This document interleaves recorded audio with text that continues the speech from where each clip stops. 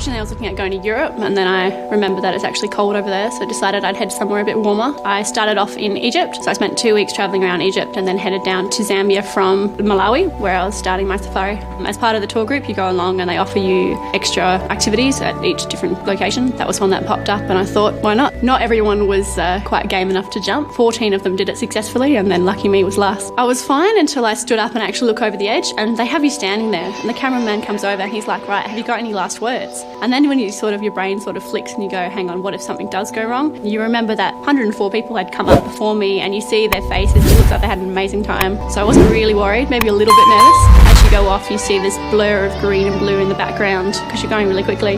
And that's when I came to a sudden stop in the air. That was my safety harness, which actually snapped. And then I just remember opening my eyes underwater, seeing all this murky brown bubbly stuff, so you can't really see anything. It's like being in a washing machine. You don't know which way's up, which way's down. Blue bubbles, so I was like, the bubbles are going this way, follow the bubbles. And I got to about a metre below the surface, and then the cord got stuck. As you run out of oxygen, your lungs are on fire and you start to get that tunnel vision. The edges of your vision start to go black. I could see the surface, but I just couldn't get there. The rope was stuck. Lying there and going, no, that's it.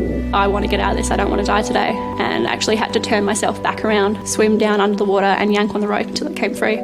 After I was airlifted from Zimbabwe to South Africa, I got a call. I was like, who would it be calling me from Canberra? So it turns out, the consulate in Canberra had found out through me registering a Smart Traveller just before I went, and worked out that I wasn't where I was supposed to be, and I think made the call that way.